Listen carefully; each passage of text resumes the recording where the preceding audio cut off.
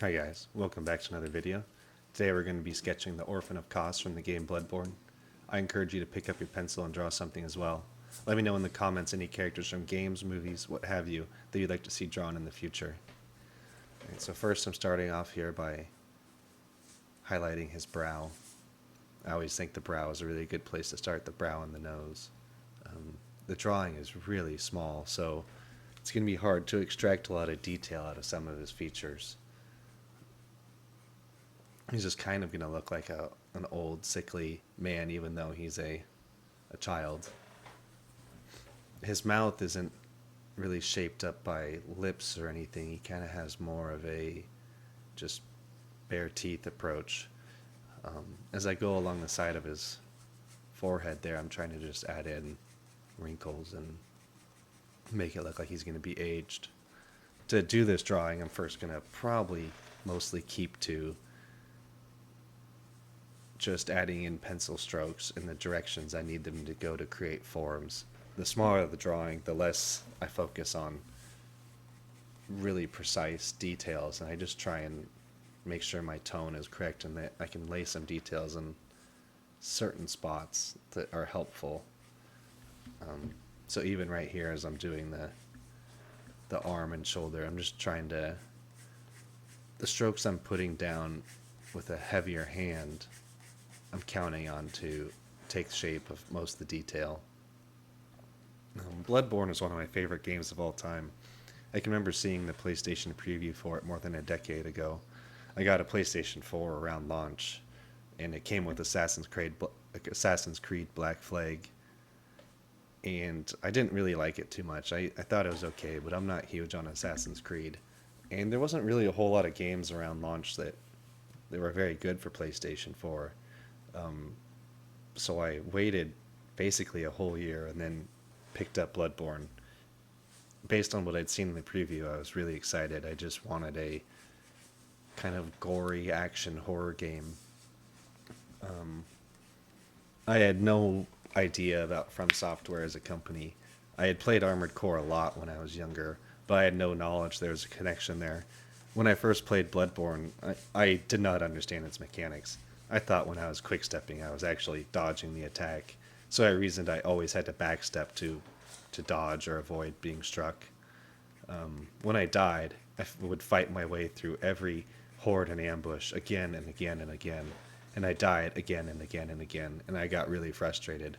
I didn't yet know you could just sort of run by them and not deal too much with the repetitiveness of fighting smaller hordes and ambushes.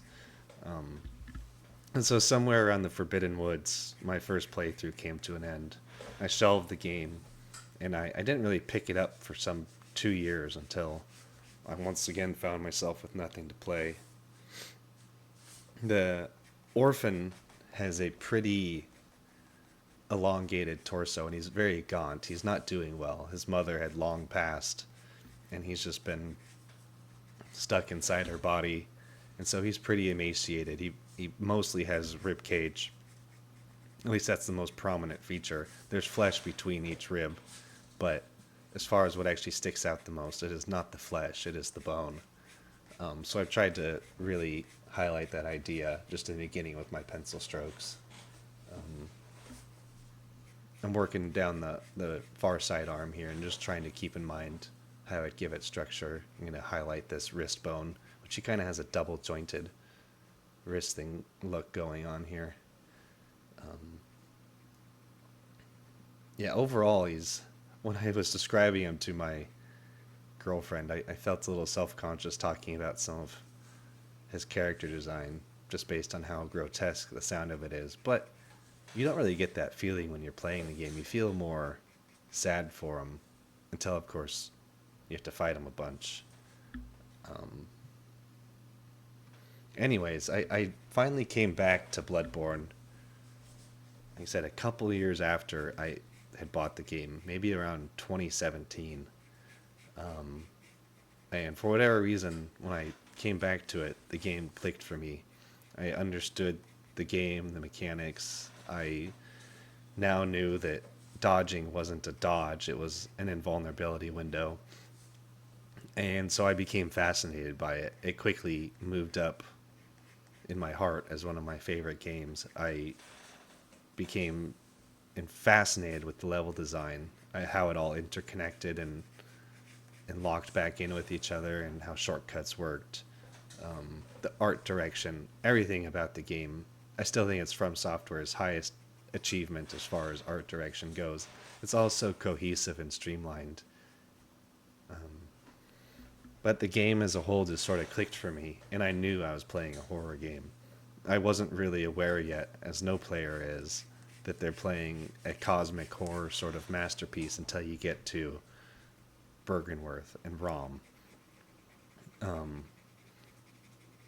it's so cool. The first time your character is able to see the sort of the amygdalas look kind of like Geiger-esque creatures just perched on top of buildings. They're just massive.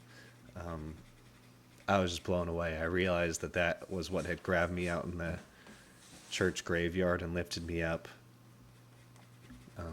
As far as the lore goes, BloodBorne really begins at Bergenworth College. And BloodBorne is obsessed with asking us the question of what is the pursuit of knowledge worth to us, that is humans as a species, and how far will man go to find the things they seek. Somewhere beneath the city of Yarnum, Bergenworth scholars would discover a god from the stars, a discovery that would set off a plague that would sweep through Yarnum. The scholars of the college believed that insight would grant them power of the cosmic gods, and so they sought wisdom. And that mechanic we were just talking about, seeing the amygdalas and stuff, is related to the mechanic insight. Insight is a resource you gain. You have to consume it if you want to play co-op with your buddies. But if you have a high enough insight, things get weird in the game. You do start seeing more creatures and horrors. The attack patterns of some of the creatures or enemies enhances. And so it just feels like such a cool mechanic, because the game is essentially telling you that with more knowledge comes more troubles. And I think that's an interesting thing, considering a constant pursuit of knowledge. And of course, in the BloodBorne universe, we're well aware of the fact that these people sought knowledge of the stars, and it sort of doomed at least their town, if not the world that Yarnum and BloodBorne takes place in. And so yeah, knowledge becomes a danger to us. And the scholars at Bergenworth believed that in order to enhance their mental state, they physically had to line their eyes, or had to line their brains with eyes. Which I always love when horror does that. It takes something kind of metaphorical and makes it real or physical. It's a really good way to improve upon an abstract idea and make it visceral, if not a touch surreal at the same time, adding eyeballs to things or just whatever else. It's always a really good way to up the horror, the level of disturbingness that the player or consumer of the visual experience. Right now in the video, I'm just going through and blending all the pencil marks I've put down. It's been a lot, and there's a lot of little details that are probably harder to see from this angle of the camera than my own eyes would show.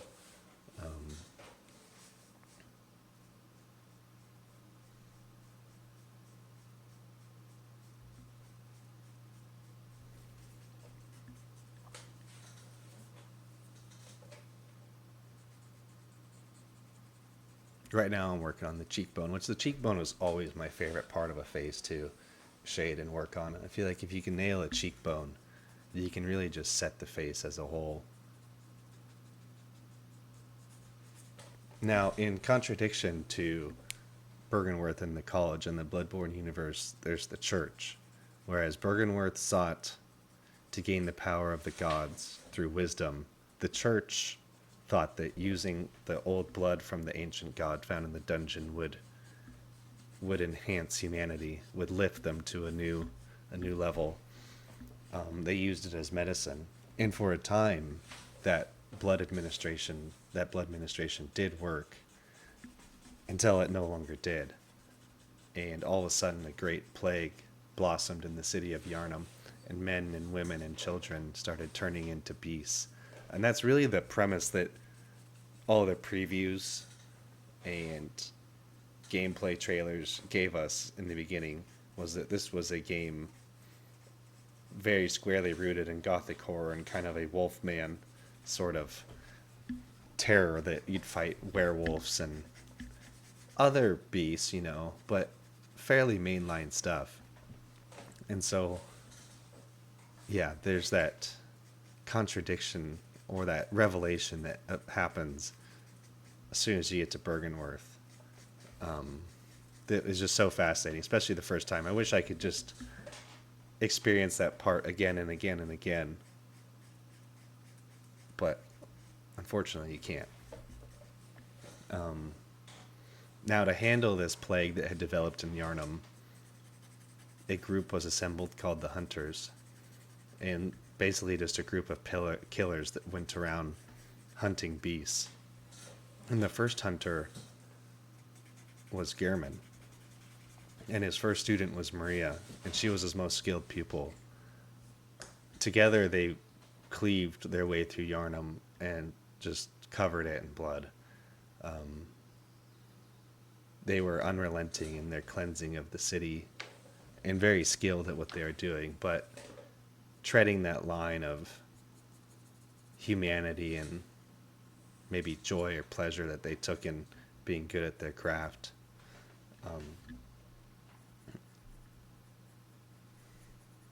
I always like when I finally get to bust out the dark charcoal in a white pencil drawing, because you can start bumping up the contrast. And that's a really enjoyable part of the drawing, because things finally start to settle into place and details start to take shape. A lot of times it's not until there's the contrast that a drawing starts to feel sharp. Even when you're painting or whatever, you can lay down lots of different colors, but it's not until you get some harder edges and acute areas of contrast that detail starts to come in. So like right now I'm going to start doing his rib cage, and that should hopefully help just start adding some definition to the shape and structure here. Overall, the drawing's so small that it's hard to create exactly what I'm going for, but I look at these as practice and a good way to do things that I wouldn't typically do. I spend most of my time doing portraits. They're weird portraits, and something like his face is something I would just draw normally, but trying to draw figures, whether full or half, is a good exercise for me, and it pushes me, even if it's just kind of not as detailed or gestural. So sometime after they found the god in the tombs beneath Yarnum, a cosmic god would wash up on the banks of a small hamlet by the sea. It's pretty unclear whether the god died of age or because the people of the village, presumably whalers. You see a bunch of ship masts out in the ocean or the sea, where we come across Kos and the Orphan of Kos. And so I assume that they're whalers, and maybe whether by hunting whales, and either they killed this thing on purpose or accident, can't really speculate too much on that, but I do think it's reasonable to think that humans might have accidentally, maybe, or purposely killed this god. And the god, Kos, washed up on shore, and all the villagers went out to look at it, because of course, how could you not look at some great oceanic god that washed up? And the god was teeming with parasites, which ended up corrupting the villagers, and it ravaged the whaling village. This got the attention of Bergenworth once again, and so they sent their scholars, and the scholars captured the villagers and effectively tortured them to gain the information they were after. They performed experiments on them and cracked open their skulls to see if eyes had lined their brains. We know this from the Accursed Brew description that basically says that there's a skull that has carvings and markings on the inside of it, where researchers had used scalpels and tools to poke and prod the brains of the person, the people of the village. And so the villagers suffered at the hands of the college. And again, when you first get into the fishing hamlet in the game, you come across a guy who's saying a sort of sad poem about the blasphemous people of Bergenworth and what they did to the village. And at the moment, it doesn't have too much meaning to us when we first see him, because we haven't really seen anything inside the village. The outbreak was really vast, though, and so in order to handle it, the college presumably called upon Gehrman and his hunters to take care of it, and they came. Once again, in the drawing, I'm still trying to blend, and the detail's probably not great on the camera, but looking at it, I can see what I need to do, and I'm just trying to bring up the shape of the skull by adding some extra highlights and high spots to the area. I'm going to work on his hand now and try and bring out that bizarre wrist joint that looks really cool and in the game model. The reference I grabbed was just, I think, one off the BloodBorne Wikipedia. I didn't feel like trying to create my own pose as I've done in the other videos. I just thought I'd focus on trying to capture his overall size and shape. But Gehrman and Maria tore the fishing village apart, and they tore apart the dead god on the shore too.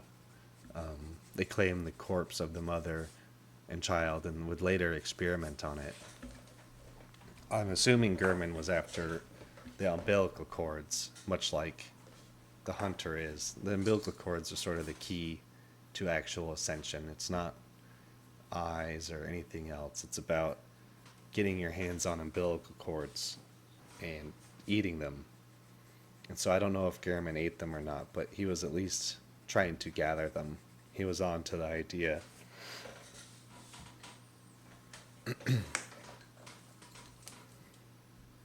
The old god that washed up on the shore, which is sort of a husk of a creature when we see it, is named Kos. And the place this is all taking place at is called the Hunter's Nightmare, where bloodthirsty, crazed hunters, much like Father Gascoigne that we come across early in the game, are forever trapped, and it sort of behaves like a purgatory.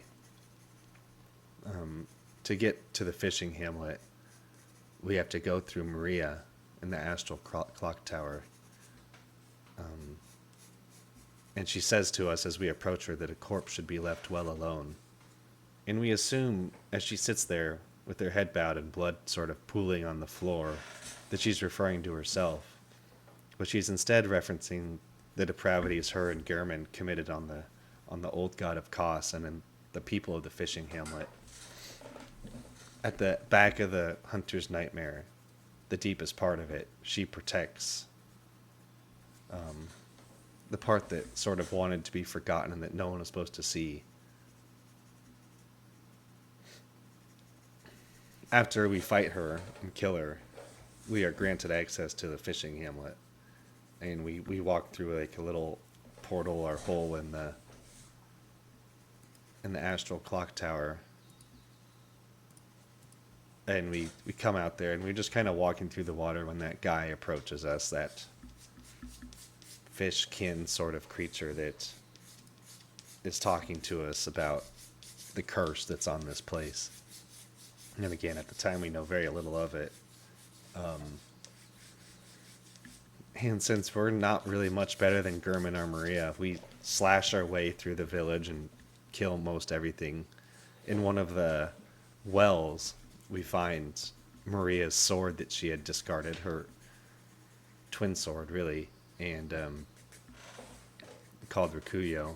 And presumably she threw it down there out of shame or anger, disappointment in herself for everything that had happened. In the drawing right now, I'm doing the part that I was sort of dreading the most, which is adding all those barnacles on the placenta. And they're really time-consuming and difficult. Not so much difficult in a technical sense, but just trying to keep your patience up.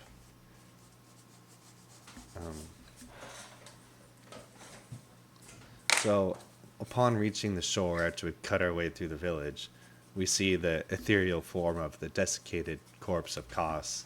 It moves, and a great creature comes crawling out from it, the Orphan of Kos. He's towering, and he looks part angel and part death, and he stands there looking at the moon. And as we approach, he takes fight. An umbilical cord is still attached to his abdomen, and its weapon is the placenta still attached to the cord. The Orphan has a moveset quite similar to Gehrman, signaling their sort of bizarre, perverted relationship, probably because he suffered at the hands of Gehrman. It's a bond formed from torture and pain and blood. It wails as we fight because it's a baby, and it thrashes at times like one too, often using its vestigial wings to take flight and throw the weaponized placenta at us. Eventually, we put it to rest, and the curse of the fishing hamlet is lifted. The fellow we saw at the beginning, we hear him talk about the curse once more, and all those trapped by the horrors of it are now free. Anyways, I'm just brushing in I'm beating down the dark charcoal I placed on top here, just to try and start blending it. I appreciate you guys watching. I hope to catch you in the next one. Peace.